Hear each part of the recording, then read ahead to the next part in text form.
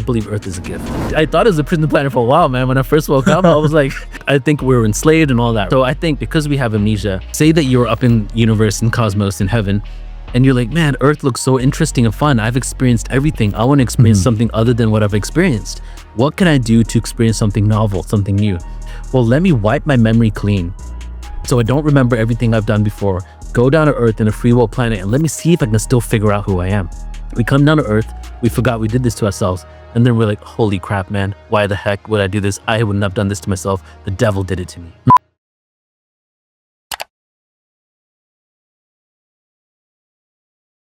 Okay, guys, we got Neil back on the show. Our first one, I don't know what happened to that one, but it vanished into the ethers. yeah, the reptilian style, it's mad. But dude, it's good to see you again. It's good to be back. It's been some time. I know you've probably been traveling a lot. Yeah, definitely. What was the latest trip you took? I was in Peru for the last 3 months. Wow. How was that? It's beautiful. It's just, most people go down to Peru in order to go to the sacred sites, but Peru has so much more to offer. So I went to a little surf town, just a chill vibe for 3 months. And I'm creating a lot of amazing events. In the next couple of years, I feel humanity is getting ready for open contact with, the fact that we're not alone in the universe is going to be common knowledge. So for 3 months in this kind of place where I was hermiting I was just really creating and planning out what I'm going to be doing the next couple of years. So you really think we'll experience open contact soon? What makes you so convicted? I think the first thing is everybody knowing on the planet we're not alone in the universe, right? So there's not only channelers, but there's also whistleblowers and ex-members of the CIA. John Ramirez is one of them, that have said that the reason why all this disclosure stuff is happening right now is that the memo went out that you have until 2027 to make yourselves known about all the hidden truths. Because so many of these things that have happened have been atrocities and crimes against humanity in order to cover up the story that we're not alone in the universe, right?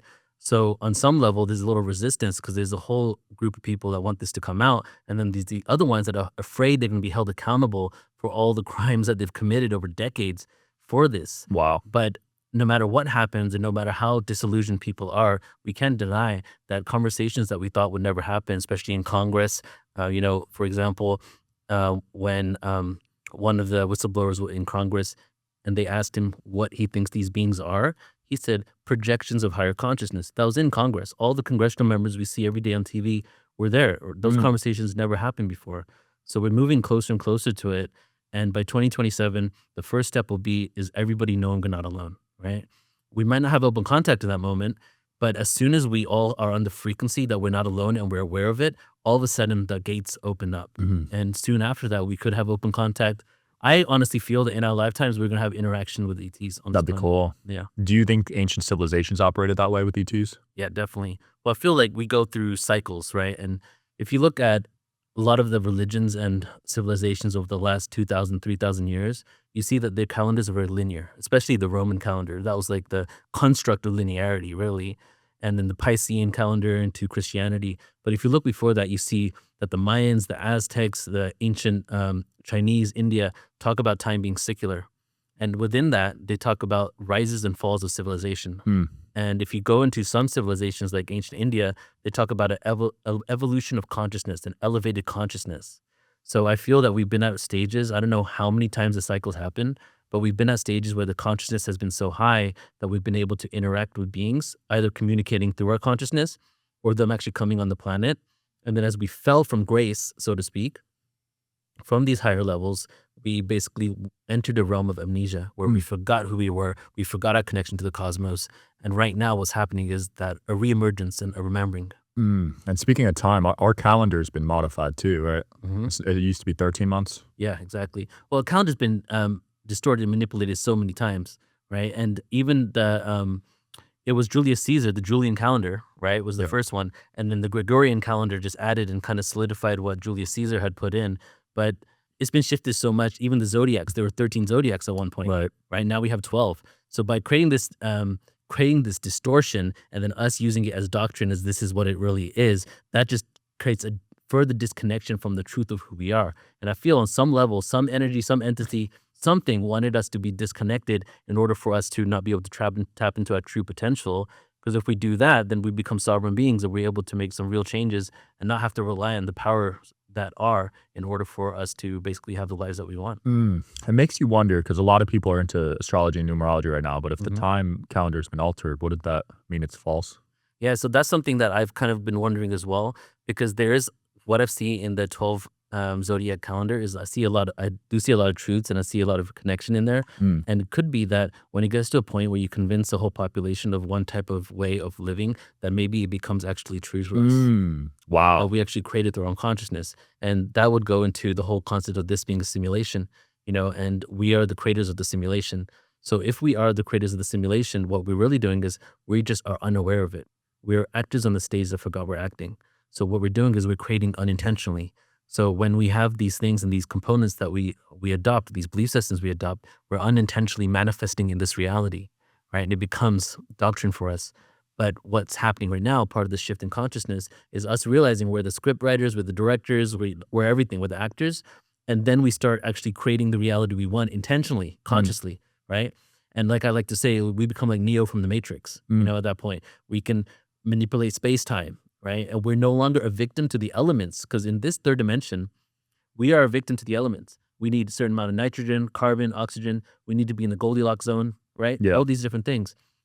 When you start realizing that you are the one who creates this reality and we all collectively get to that point, we are no longer, for lack of a better term, a victim to our elements in order for us to survive. And we become the masters of our surroundings, the masters of the simulation. That would explain the Mandela effect, Yeah. right? Oh, Because definitely. a lot of people manifest weird things with that. Right. Well, the Mandela effect's interesting because, when I started getting into all this, the first thing I wanted to look into was the root of all religion. Because I saw that there has to be a root of everything. If any story like Adam and Eve was real, or if there was a certain tribe of people at one point, and then we all became who we are now, there's got to be a root of all religion. And as I was looking into that, I saw all these ancient civilizations talking about beings, gods that visited us. Mhm. Soon I started thinking, well, what if these are star beings visiting us? And when I looked into the stories, a lot of them seemed to be overlapping with other stories. And I was like, well, how could the Lyrans and the Pleiadians and the Syrians do this to humanity when the Anunnaki were doing this to humanity at the same time? Mm. How can there be all these primitive skeletal remains that we find of people around the same time Atlantis existed? And I feel what happened is that many of us have different stories and different histories because we come from different timelines. We come from different places. So in your history, you might have the Anunnaki story, and somebody else's, they came from a parallel reality where it was the Lyran story. Whoa. And what's going on right now is as you go into the fifth dimension, right? You heard the whole concept of parallel realities, parallel dimensions. There's parallel third dimensional, we're in the fourth dimension really, but let's just say parallel third dimensional realities, right? Many of them. When you go to the fifth dimension, there's less realities. So third dimensional realities need to collapse into one timeline. Mm. So that's why the population is increasing right now, is because not people just from our parallel reality are coming, but beings from all types of realities are coming here in order to experience this shift in consciousness. I love that concept because a lot of people are looking for where these ancient civilizations were, Yeah. but maybe they can't ever find them physically, right? Yeah, and there's a lot of evidence at the same time, like off the coast of Cuba, there's been discoveries. And if you look at Graham Hancock's work, for example, and Yeah. his documentaries, he shows a lot. But there's probably a lot that not only we can't find because it came from a different power reality, but also one thing that they only started admitting lately is that the face of the Earth shifts more than we originally thought it did. Really? Meaning that there's crustal displacement, there's earthquakes, there's asteroids, but crustal displacement is the number one thing where sometimes in our history, all of a sudden the plate tectonics just move, the tectonic plates just move, and in those situations, entire civilizations could be wiped out. Holy You know? crap. And if there was any nuclear explosions from past civilizations, like in Mohenjo-daro, or if there was solar flares or asteroids that burnt Earth to a cinder, there would be a lot of civilizations where you wouldn't be able to discover anything from them. Yeah, because I always wondered why we can't find ancient civilization technology, like how they Yeah. built the pyramids and stuff. See, that's a very interesting one because I've thought the same thing. And at first, like I thought that maybe we just haven't found the technology yet. Because, for example, Peru and Egypt are the two smoking guns for ancient civilizations in the world. Mm. Peru, maybe even more than Egypt, but it's really been on lockdown over there. And so, but the religion of Peru is Catholic, and the religion of Egypt is Muslim, and Mm. there's a lot of things that we're not able to go and discover and dig. So Right. maybe there's some technology there where they're not letting us see it. But the other thing is the level of consciousness that we were at those civilizations was such a high consciousness. Maybe we didn't need standard tools. Maybe we could use our own bodies, Crazy. right? For example, for levitation, drill holes, right? If this is a simulation, just imagine like a video game, like you're in the video game and saying, Shout out to today's sponsor, Quince. As the weather cools, I'm swapping in the pieces that actually gets the job done, that are warm, durable, and built to last. Quince delivers every time with wardrobe staples that'll carry you through the season. They have fall staples that you'll actually want to wear, like the 100% Mongolian cashmere for just $60. They also got classic fit denim and real leather and wool outerwear that looks sharp and holds up. By partnering directly with ethical factories and top artisans, Quince cuts out the middleman to deliver premium quality at half the cost of similar brands. They've really become a go-to across the board. You guys know how I love linen and how I've talked about it on previous episodes. I picked up some linen pants and they feel incredible. The quality is definitely noticeable compared to other brands. Layer up this fall with pieces that feel as good as they look. Go to quince.com/DSH for free shipping on your order and 365-day returns. They're also available in Canada too.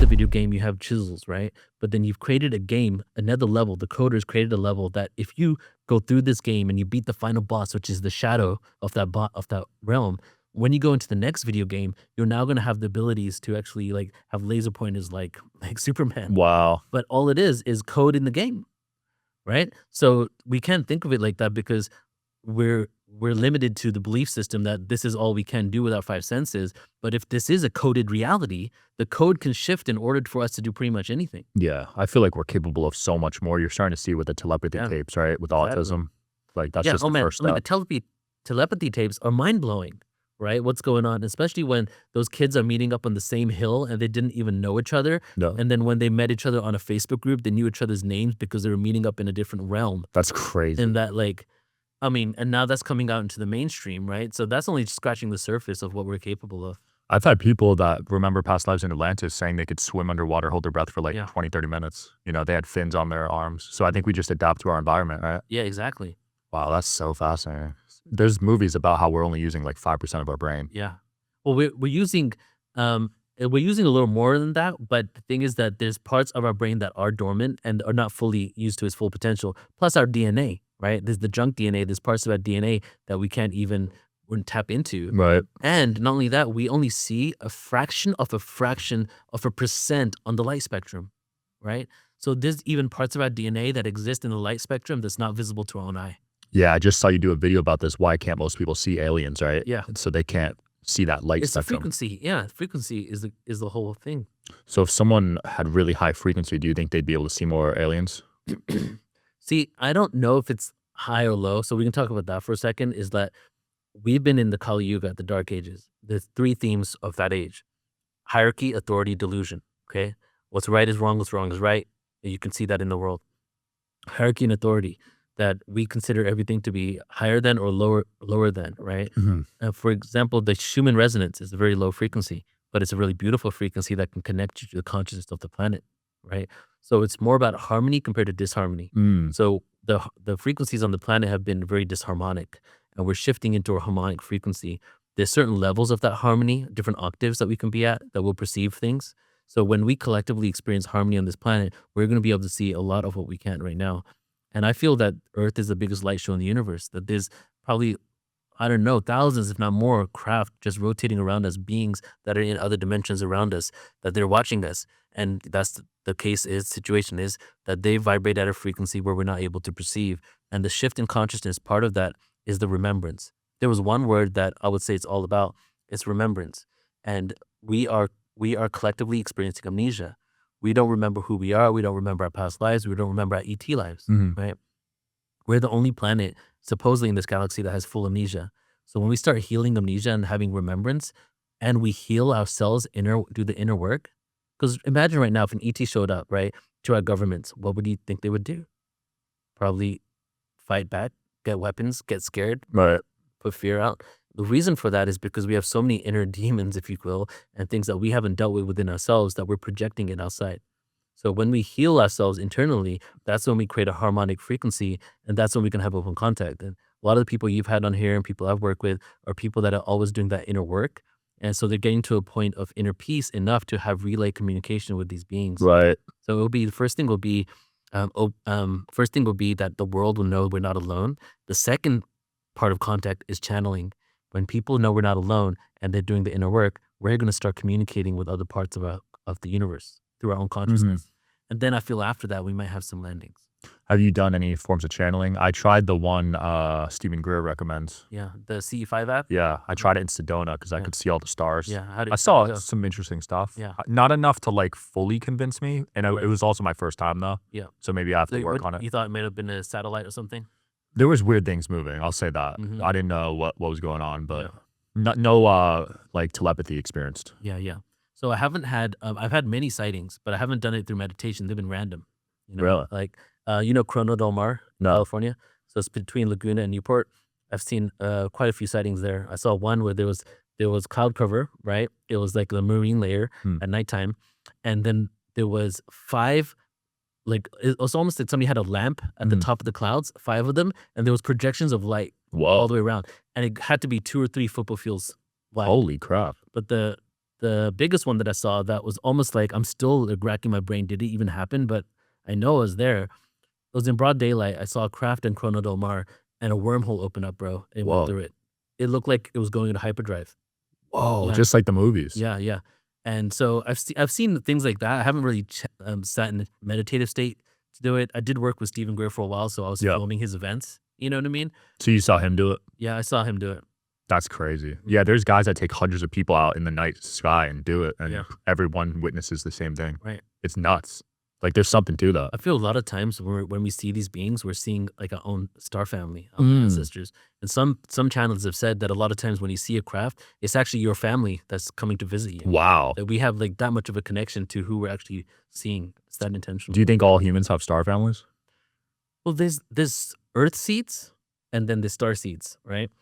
And at first I thought everybody was a star seed. And because starseed technically means that you have lineage in stars. Yeah. But then there's some beings and some souls that might be kind of new and they came down to the Earth experience. And those are the ones that maybe find it harder to broaden their horizons to the fact that we're not alone in the universe. You know? They're stubborn. Yeah. And it's because they've just had this earthly experience incarnation after incarnation. But there might also be some people that have had so many incarnations here since their last incarnation in another star system that they're just really indoctrinated to the system as well. You know? So I can't really answer that, but I do know that people that I've worked with believe that there are people that have just had Earth experiences. Got it. Because there's people that say, oh, go ahead. No, I was going to say, but the thing is, how do you even reconcile that with the fact that everything is happening simultaneously, including all of our incarnations?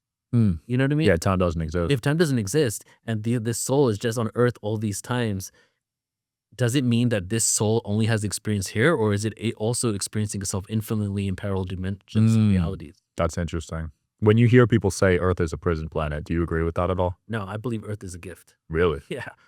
I thought it was a prison planet for a while, man. When I first woke up, I was like, dude, in 2001, 2002, I'd be at the bars, man, like in college, and I'd be like, there's a planet called Nibiru, you need to wake up.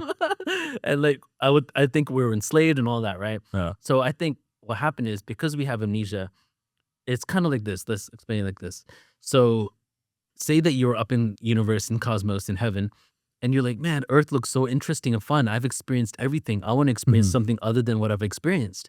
What can I do to experience something novel, something new? Well, let me wipe my memory clean so I don't remember everything I've done before. Go down to Earth in a free will planet and let me see if I can still figure out who I am. We come down to Earth. We forgot we did this to ourselves. And then we're like, holy crap, man. Why the heck would I do this? I wouldn't have done this to myself. The devil did it to me. You know what I mean? And so that story kind of goes into the Bible story of Adam and Eve in the Garden of Eden. It's like Adam and Eve had full awareness in the Garden of Eden.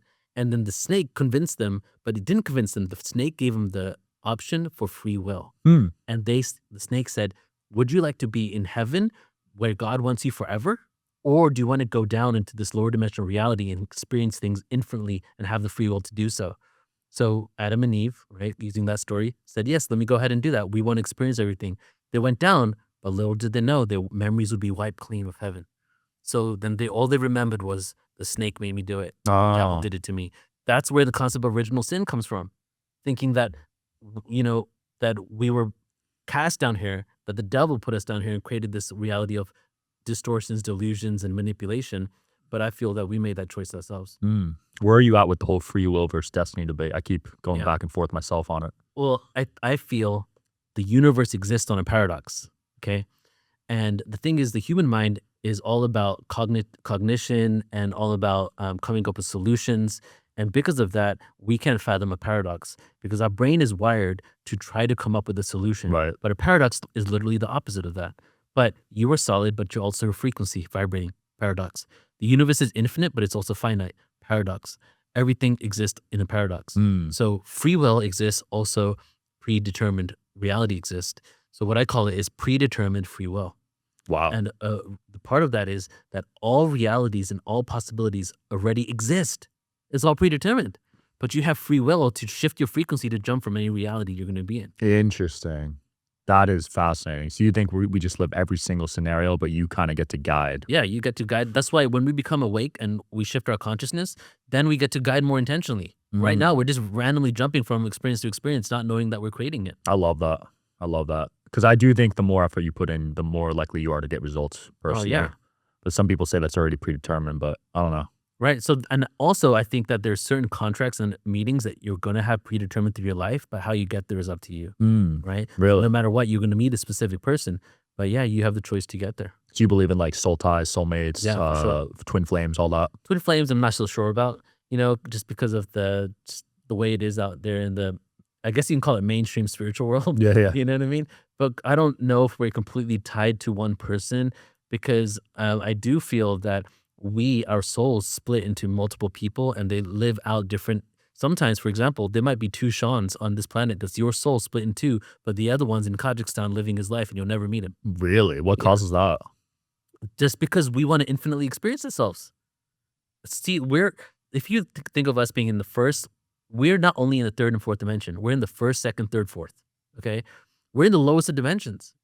How many more dimensional ladders do we have to climb to go back to the original source? A lot. Every time we go up to one, what happens?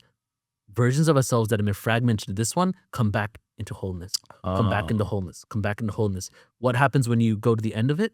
You're part of everything. So on this earth, it makes perfect sense that you would be split into multiple people because this is the most fragmented part of reality that exists. How many dimensions do you think there are? So it depends because for example, there's parallel dimensions, which are infinite. Yeah. So now if you think of the earth construct, I would say that on earth construct, there's 13 dimensions of incarnational experiences on earth. Okay. And the 13th one is what they call the Christ consciousness dimension or the void, which isn't the void of the galaxy because that's its own construct because we live in constructs within constructs. So we're able to be 13th dimensional beings while existing on this physical planet, or 12th dimensional beings. And then when we go to the 13th one, we break free from this earthly construct. So I would say that the matrix, earth matrix, is 13th dimensional, but it's also important to note that matrix doesn't really mean a bad thing. For example, you can be in the 5th dimension, but you're still in the earth matrix. You know what I mean? There's disharmonic versions of that and there's harmonic versions of that. And there's beings that can kind of hop dimensions, right? Yeah. Like the mythical beings like Sasquatch, stuff like that. Yeah, exactly. Well, basically they're using portal technology. And I mean, I heard some past life regressions going to Orion. Yeah. And because Orion actually has the largest Stargate in the galaxy. It's called the portal to descension. It's a place where it's a very higher dimensional portal, and a lot of beings throughout the cosmos would actually utilize to go and incarnate into lower dimensional frequencies. So portal technology, Stargate technology exists everywhere. And again, just to bring it back to the science of it all, like if this is a simulation, you could code anything within it, right? And it's like, how do you get, like right now we have the limitation of light speed, right? But we also know in quantum physics, you can bend space-time and you can jump over a bridge and be on the other side of the galaxy very quickly. So what if we can create a technology that does that we can walk through? Yeah. Dude, I'm into quantum healing now. This thing is Yeah. a beast. Have you seen these? Oh, no. Dude, so you could get healed from distance these days with Yeah? quantum physics. Yeah, for Yeah, sure. distance healing. It's nuts. Like I literally got diagnosed from someone in Nashville. Uh-huh. He knew exactly what parasites I had. I didn't have to call him or anything. Right. That's the future of medicine. Yeah, that's it, dude. That's the whole thing of superpositioning and entanglement is that everything, all data of all information exists everywhere within the subatomic particles. Yeah. And that's what's happening with quantum computing, right? Before they called quantum physics a theory, right? The reason why they called it a theory is because they believed they couldn't prove it, but we actually now have actionable things on the planet, practical things that we're using it, like that right there. Mhm. But then in the mainstream, quantum computers, man, they're literally two quantum particles spinning at a specific way become entangled with each other, that no matter where you put one particle, you can instantly communicate to the other particle without the need to go through light speed. That's Just nuts. instant communication. So that means distance doesn't exist too. Exactly. That's crazy. That's a paradox. That's what I'm saying, dude. That's like the whole thing is we're in a confused state right now in the world because all the things that we thought we knew with conventional physics Yeah. are now being contradicted by quantum physics. But quantum physics are the building blocks of physics. So how can it's almost like saying you have 5 bricks of water, but when you put those bricks of water together, it creates a solid castle. Mm. How is that possible? Wow, that is nuts. Yeah, the time thing I've wrapped my head around distance is just because we were taught our whole lives about distance, Yeah. meters, feet, like miles. Right.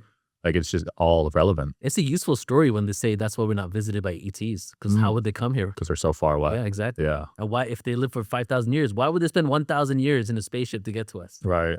Yeah, they always taught us they would come from other planets Yeah. and stuff, but not dimensions. Yeah. You know, I love Joe Rogan so much. I love all of his information. But one thing that he says that why would they visit us? We're insignificant.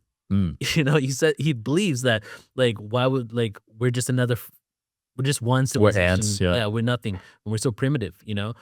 But I feel because I'm in this world and working with so many people, I feel that we're actually very important. And the Earth experience is such a huge different experience than most of the cosmos because we get to experience the full range of emotional expression. We get to go in the dark of the dark to the light of the light, right? And through this experience, we're basically able to ascend to greater heights than most civilizations haven't been able to, Mm. and we're able to exist within physicality while we're in an ascended state. Because a lot of beings, when they ascend, they're in a vibrational state where they're no longer physical. Right. The Earth experience is how can we still be physical, have experience of Earth, but we still maintain those higher dimensional frequencies. Yeah, there's not many beings like that, right? Mm-mm. Yeah, because we can astral travel. We can, Right. we can kind of hop to the 4th dimension, right? Yeah. Some people 5th. If you look at you've had channels and different things on here. Yeah. So if you look at a lot of the information, they come from planets where there's 1 or 2 species. Mm. Think of how many species we have on this Earth. The diversity on this planet is unheard of. Yeah. And it's because a lot of beings throughout the galaxy have donated DNA to the Earth experience. So not only are we so diverse, but we also have genetic connections. The cockroaches have genetic connections to beings. Yeah. Ants do, you know? So that's why they consider us family, because it's almost like an experiment. How can we donate DNA to Earth, have them all evolve, and let's see if they can work out how to live in harmony. Wow. And my theory is that the galaxy has had a lot of war and disconnect between civilizations, and Earth is almost like an experience of galactic speciesism. How can we live in harmony with all these races that have heritage to the stars? Yeah, there was a lot of ancient wars in the past, right? Yeah. I know you've studied that pretty extensively, Orion Wars and things like that. Yeah, there was the Lyran Wars, which were one of the first ones because Lyra was the first constellation that was inhabited by hominid species, right? Our ancestors furthest back. And there was the wars there. And then in Orion, there was wars between reptilians and humans, but not all reptilians. It wasn't reptilians against humans. It was reptilians and humans against reptilians and humans. Mm. It was just a polarity war, Got it. you know? And I would say that the Orion Wars, let me take a step back. If you look at the world, right, and you look at ancient civilizations and say that we know that the Greeks talked about Arcturus, we know that the Egyptians talk about the Syrians, and they talked about Orion as well. And if you look to try to find ancient structures that are aligned with the Pleiades, Arcturus, Sirius, you might find a window of a pyramid facing Sirius, right? Mm. But if you look at the world and you try to find civilizations that have structures aligned to Orion, you'll find them everywhere. The Giza Plateau, Maya, Uxmal in the Yucatan Peninsula, Adam's Calendar in South Africa. You can go on and on, probably hundreds of them, actual structures dedicated to Orion, right? More than any of the other civilizations. And it's because all these other civilizations were a part of a lower dimensional matrix creation. The Orion matrix is the overarching energy of Earth's experience, if that makes sense. Mm. So basically, what happened in Orion is deeply connected to the overall story on Earth. These other stories of these other beings, there were players and there were chapters within that book. Got The it. Orion story is the overarching one. So that's like the base. Yeah. That's where it all starts. Mm-hmm. Wow, that's fascinating. That's where that's not where Earth started, but that's where the cycles of time and the matrix that we currently know of, power, control, and evolution, actually came from. Really? So it's been around since then. Yeah. Well, it was been around 100 million years ago is when there was the infiltration from Orion, and for around 50,000 years ago, these beings from Orion have been incarnating into the royal families, into bloodlines, and things like that, in order to maintain control of humanity. So humans were around back then, 100 million years ago? No, 100 million years ago, the dinosaurs were here, right? So, first of all, they could be actually humans that have been here that long, because we only go based on the last skeletal remains we found, which was Right. around 300,000 years ago. So we never know unless we find something. But these beings that came down, they were actually reptilian beings, and they came down during the dinosaur age, and they were manipulating the dinosaur age.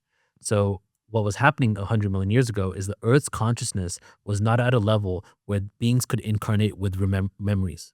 They would all incarnate with amnesia. So what they did was they played the long game. Even though they came here, they didn't incarnate Mhm. for many, many years until the consciousness of Earth was at a level that they could maintain their memories and they could exert control on the population. Mm.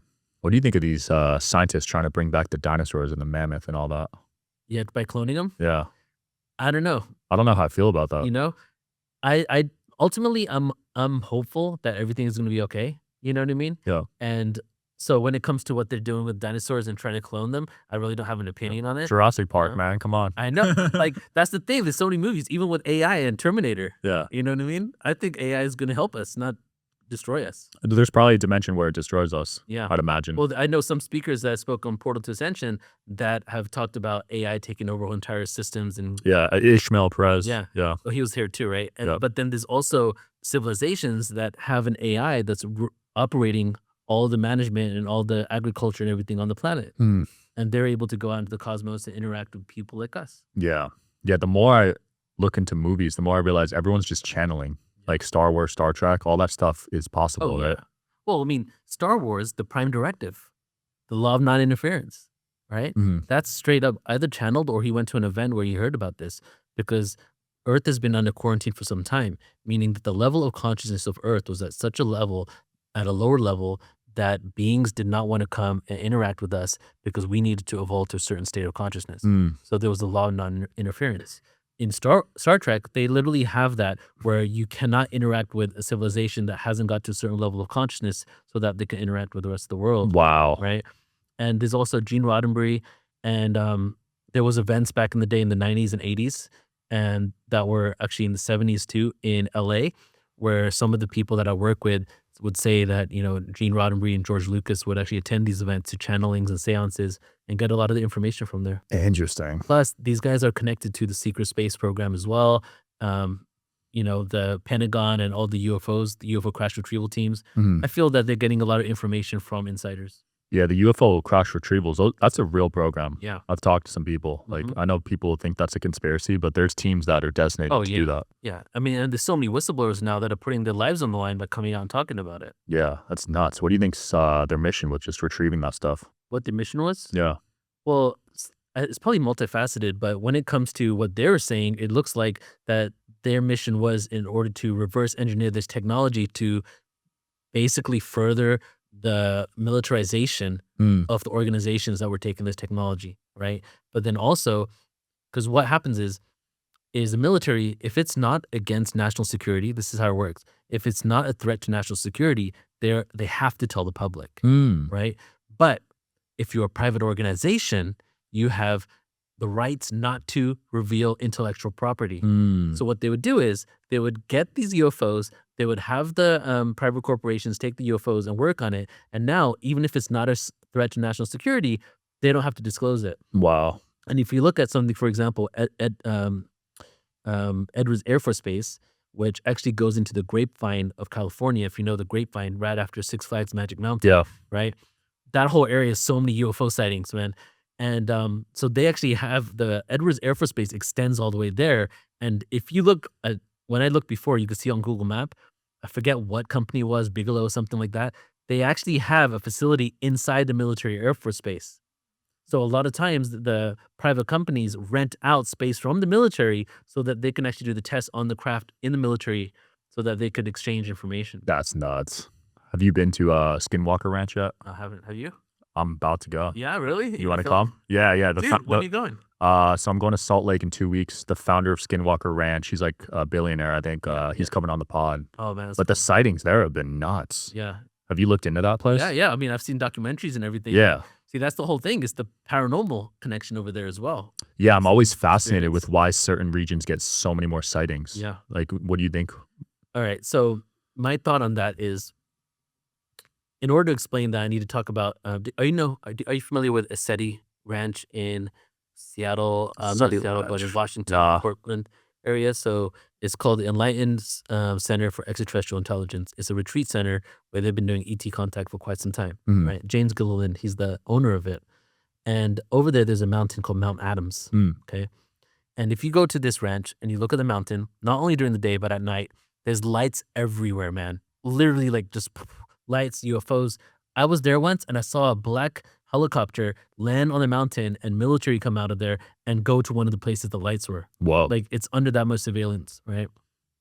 So long story short, because basically a remote viewer came and he tuned into it and downloaded this information, is that in some places on Earth, there's magnetic anomalies where the positive magnet and the negative magnet has such a huge variation from being here where it normally is Mhm. that it creates a rip in space-time. Mm. And those places become perfect places for beings to travel through.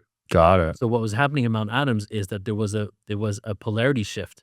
And same thing in Sedona, same thing at the Mystery Point in Santa Cruz, right? All these places are magnetic anomalies. And it creates a rip in space-time that either beings can come and visit our planet or they can use that as a gateway to go to other dimensions. Interesting. So it's like a portal almost. Yeah. Do you think we'll have access to Stargates in our lifetime? Like the average person, I guess. I don't know. I think that there were Stargates on Earth. Some of them are dormant, some of them are hidden, some of them maybe are stolen, right? Stargate Atlantis, Stargate SG-1 is my favorite show. You I ever haven't seen that Oh, one. bro, you got to see it, man. It's like, it's the biggest disclosure show ever Really? Right, Okay, I'll yeah. check it out. on there. And a lot of that actually came from true information about what they found in Egypt, about Stargates. Mhm. So I believe we will eventually have it, but I don't know if in our lifetimes we're going to be at the level of consciousness to be allowed to use that technology. So when you say stolen, they literally took it out of its place and stole it? Well, it's more like it was found at an archaeological dig, and then they took it to some sort of laboratory and did some tests on it and maybe started making it work. Yeah, I've always been fascinated with teleportation and stuff like that, you know? Well, the thing is they've already, so the whole thing is that supposedly we can't teleport, but on the subatomic level, we see things operating in two states at one time. We've seen teleportation subatomically, but the atomic world, you and I, are made of subatomic particles. So 2 years ago, I think it was, they finally got it was a collection of hydrogen atoms, and they made the hydrogen atoms teleport, right? So this is huge because hydrogen atoms go by conventional physics, where subatomic particles don't. So they've now been able to make conventional physics mimic teleportation on a small level with hydrogen atoms. So it's the beginning phases, I feel, of teleportation. And maybe it's the beginning phase of teleportation, but that's just one level of what they're showing us. There's a whole other world of a black budget world of technology they've been reverse engineering for 90 years, Yeah. if not more. Who knows what technology they have hidden from us, man? Who knows what they're doing in the Vatican? Exactly. Who knows what's down there? No, You know, exactly, I've man. heard some wild stuff about there. Yeah. And Antarctica too. Uh-huh. Have you looked into that? I've done some events on Antarctica, pyramids down there, and different structures and sites. Also, a pole shift that shifted the crust of the Earth that maybe made Antarctica flash freeze in a very Wow. short period of time. And then the guy that from I forget the company is from, but the guy Stephen Greer brought out that was talking about there being a directed energy weapon underneath the ground Yep. there. And then the other thing was that they have some technologies to observe this type of radiation that comes off UFOs when they come in and out of our atmosphere. And they have that technology. in our- Holy in our- crap. Right. So that was all at Stephen Greer's press conference. This guy was talking about that. Yeah, these direct energy weapons, they're no joke, right? So, I mean, well, he said that one in Antarctica actually caused the earthquake in Chile a few years no ago. way. So they can cause an earthquake of that magnitude Yeah. all the way from Antarctica. Mhm. That's mind blowing, dude. Yeah. The flood was sketchy in Texas a few weeks ago. Uh-huh. The tsunami recently too. Yeah. Just yeah. seems all weird to me. There's so much going on, man, that like I don't really know. All I know is that I'm exploring some of this truth, trying to figure it out a little bit. But there's who and what we are and what's happening on the planet and who the people are that control our planet. right? And how long they've been controlling the planet. These are all pieces of information I think should be coming out. Yeah. Hopefully in our lifetimes. That's why I see the prison argument, because when you look at who's in control, it doesn't seem to be a positive control at Yeah. the moment. Right. So that's the thing. Like, so it's a paradox, bro. It's a prison and it's not, because we knew we were coming down to experience the dark of dark. Mm. Who's going to give us the dark? Well, the dark forces, of course. Right. Right. So we came here, but then what's the best way to play the role is to forget you're playing it and just be in it. Mm. What's the best way for you to be a video character game, a character in a video game, is to not know you're that character, but just be playing that game, Yeah. right? Like the NPCs in a regular video game. Let's say that we're NPCs. Yeah. You know what I mean? Do you think darkness is needed? I think darkness is needed in a world of amnesia. When you forget who you are and you forget the light, the only way to understand and know the light is to go through the darkness. Mm. So the analogy is darkness at the end. There's light at the end of the tunnel. Yep. But you got to go through the tunnel to get there. I agree with that. Yeah. Yeah, I think yin and yang, right? Right. You need both. And darkness isn't always evil. Darkness are some challenges. Darkness are maybe you had insecurities and depressions from something, right? That's your own level of darkness, but you're not doing evil. And it's like, what do you do to sit with yourself to confront these things that are showing up for you? And then you have the opportunity to become one of two things. This is the way duality works. You can either become a victim to the darkness, and you can be a perpetuator of the darkness you experience, right? Hurt people, Right. or you become the master. And when you become the master, you're able to embody the polar opposite of that. So that's why, like, I don't think it's a prison planet. It's 'cause I think these beings that have been doing what they've been doing have given us the opportunity to have the catalyst to grow into greater heights than we've ever been before. And we probably wouldn't have the ascended world that we're going to have if it wasn't for the darkness that's been here. So what about in an ascended world? Do you think there's a place for darkness and evil? There's always duality unless we're one with source. So there's when the singularity split into duality, it became masculine and feminine first. Right. It became light and dark next, but it was just space and suns. And then it became black holes, and that's light and dark. There's no evil, there's no goodness or bad. It went lower and lower and lower in dimension. Then duality eventually became polarity. Polarity eventually became good and evil. Okay. So we're now at that level where we have darkness embodied in evil and good embodied in light. So as we move forward and higher dimensions, we eventually get to a point where good and evil no longer exist, but darkness and challenges still do. So we have challenges, but we don't have evil in the way we have it before. Now, there will be some time in higher realities where there might still be those with agendas that aren't for the collective good, But I feel as we continue to ascend, that is not going to be the case anymore. You mentioned black holes. What do you think happens when something enters a black hole? Man. If you had to guess. So it's crazy because I just did a presentation on black holes an hour really? before I got here. Yeah, it was all on black holes. So first of all, we gotta admit that black holes are mind-blowing because energy is supposed to always exist, but we're literally seeing all energy and light go into nothingness and be neutralized. Right. First of all, could it be that it's a rip in the simulation, right? Maybe a rip in the program. And now my belief is that we have something called white holes. And in this world of duality, there's an opposite polarity of everything. So there could either be a dimension where there's only white holes, right? So basically it's like another universe, but there's white holes only. It also could be that the suns are the opposite reversal of a black hole. Because they used to think that suns were actually using nuclear fission, but now they've changed that as well. They're not really sure where the energy is coming from. But what happens to a sun that's not a massive sun when it explodes? Do you know what happens? It expands, right?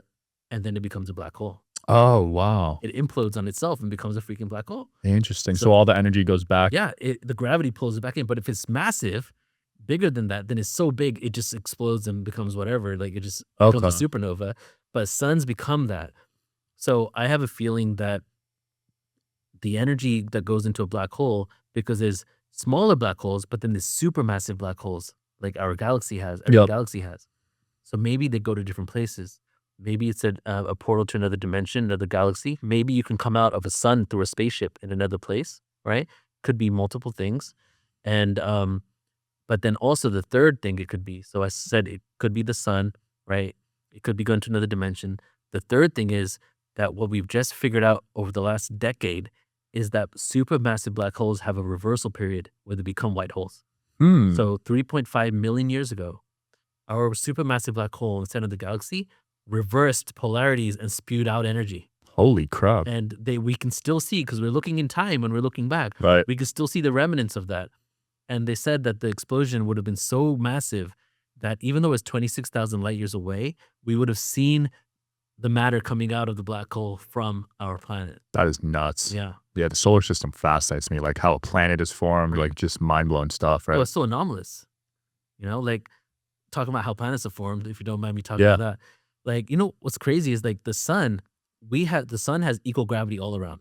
Okay. So what supposedly happened is that dust clouds after the sun was formed emerged all over around the sun, Mhm. and then they coalesced in order to create planets, right? But the rapid speed of these rocks was so fast that for them to collide together and stick together to create planets is really unimaginable. They probably would have exploded into each other, right? And then what happened after this supposed emergence of these planets was they all formed an exact flat disk at the equator of the sun. The gravity is equal everywhere. There wasn't a planet here, there wasn't a planet here, there wasn't a planet here. They all went to the equator of the sun. That's crazy. Every single solar system is the same. So how would that happen if we know that gravity exists the same all around the sun? So the other theory that was thrown out, but actually has a lot of credibility to it, I would say, is that suns birth planets. That the mass of the sun in the early solar system is so great that it can't sustain itself. So it needs to excrete plasma. So huge plasma disk from the equator of the sun come out. Those plasma disks, imagine it like lava. And that lava eventually cools down, becomes rocky planets. So that's the other theory of what happens. But the thing is, when we look into the galaxy, we don't see evidence of either. We can see all these solar systems, but we can't see any evidence of planets being formed. Interesting. So we can't really tell which one is the right So one. there's no leading theory on that right now? No. That is crazy. Yeah, the fact that they're all in alignment is even Right. crazier. Well, there is a leading theory, but the leading theory is what they've been telling us for decades, that they don't want to change. The Big Bang? Well, the Big Bang for sure as the beginning of it all, but the way planets are formed through these disks and how the matter just sticks together and creates planets. That's the leading theory right now. That's just what I feel like. There's there has to be a spiritual side to it, right? Yeah. Like it just wouldn't make sense logically. Explain that a bit. Like if they just formed out out of randomness, Yeah. like I don't see that. Oh, no, for sure. Especially the way our galaxy is created, like our solar system, like every planet is exactly where it needs to be in order to protect the other planet. Right. Like if it wasn't for Saturn and Jupiter, we would have been taken out a long time ago. Really? Yeah. Oh, from the asteroid belt? Yeah, bro. See, it's not just the asteroid belt, because we're also colliding with Sagittarius A dwarf galaxy. And the Sagittarius dwarf galaxy is actually going through our solar system, creating a spiral. So the asteroid that killed the dinosaurs, the leading theory on that is actually an asteroid came from the Sagittarius galaxy, not from the asteroid belt. Interesting. Yeah, so the asteroid belt for sure, because it does, collect some things from there. But there's all types of things happening. Like there was that asteroid, I think like over 10 years ago, 15, 20 years ago, that was going towards Earth, but then Jupiter pulled it in and it split into 9 different asteroids and just hit Jupiter. And maybe that would have come and messed up without gravity, right? So it's almost like, who put that there? And it's also interesting how Jupiter and Zeus are both representation of Jupiter, which is the protecting god, which is the #1 planet in our solar system protecting us. Wow. That is an interesting Yeah. thing. You think you'll go to Mars once we perfect that route? Yeah, bro. You're gonna go? Well, I gotta go, but it's gotta be much different than it is now. Yeah, now I it takes a year to get there, I right? feel like we might get to the level where we can actually terraform the planet. What do you mean? Like do something where the atmosphere kicks in, rain starts, oceans get created. They're already doing that here. life. They're the weather manipulation. Yeah, technically they're doing it here. I mean, technically we go to deserts and turn them into oasis, right? I've seen Mateus summon rain in the desert. I Really? mean, yeah. Wow. There's people that can summon rain. There's people that can use their technology to do it. Yeah. Yeah. So I think they can do that. And then even Elon Musk had this whole thing of what he wants to do in Mars, and he has theoretical representations of things of how they can terraform the planet. And he said, I guess by controlled explosions, putting enough carbon into the atmosphere that it will then kickstart the atmosphere and then create rain clouds and thereby fertilize the planet. That might not be the way, but I do feel we can get to the level of technology where we can do that. Have you seen that theory where Mars, there was like a war that happened on there? That's Yeah. why there's all the big craters. 100%. You think that happened? Yeah. Well, I feel like there was, so I've gone back and forth on this theory a lot. I believe that there was a civilization on Mars, but now I'm leading to that Mars could have been the moon of Maldek, which was the asteroid belt, Hmm. and Mars and Maldek were both inhabited. And then yeah, there was a war on Maldek, and then it carried over to Mars. What happened to that moon of Mars? When Mars was the moon. Oh, it was Maldek. the moon. Uh-huh. What happened to Maldek? Maldek was destroyed. It's the asteroid belt. Oh, the whole planet got Yeah. destroyed. Uh-huh. What has that capability? Well, they would say, people say it was nuclear explosions, right? But honestly, there's probably technologies out there in the cosmos that we're not even aware of. Right, because a nuke wouldn't be enough, I feel like. Well, it depends how big it is. Right. And when you look at the soil of Mars, there's actually evidence of a type of byproduct of nuclear I saw that. explosions. I saw that. Yeah, and there's no water there too. Same on the moon. There's a byproduct of nuclear explosion there too. On the moon? Yeah, nuclear fission or explosion. Is that on the dark side of the moon or? I'm not sure on what side of the moon, but I just know it's on the moon. Okay, the dark side scares me. Dude, the moon is the trippiest thing, man. Yeah, a lot of people say it's been planted too. Oh yeah, bro. Well, there's stories about the time before the moon. You know, different civilizations talked about that. And out of all the moons in our solar system, it's the only one tidal locked to our planet. Hmm. It doesn't mean it doesn't. It doesn't mean it doesn't rotate, because people think it means it doesn't rotate.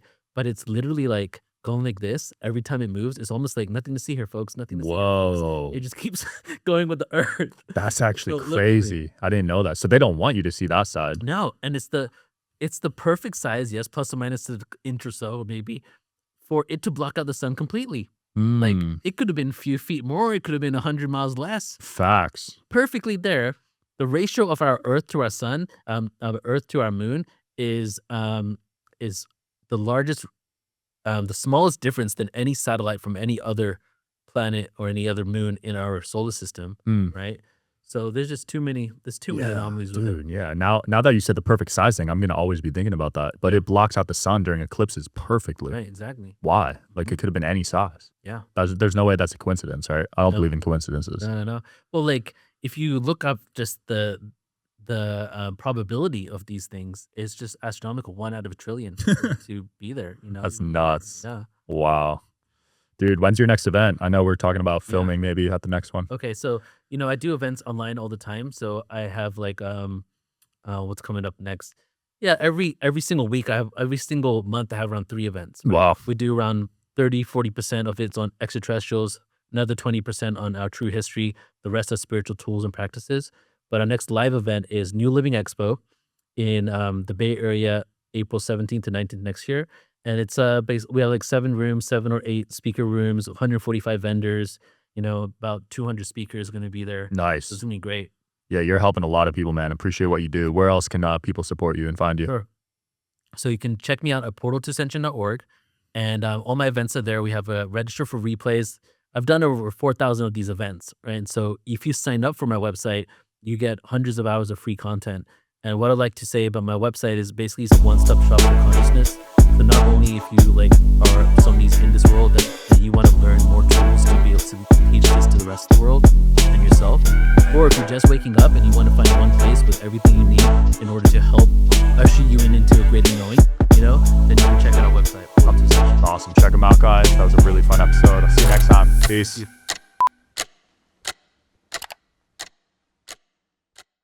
I hope you guys are enjoying the show. Please don't forget to like and subscribe. It helps the show a lot with the algorithm. Thank you.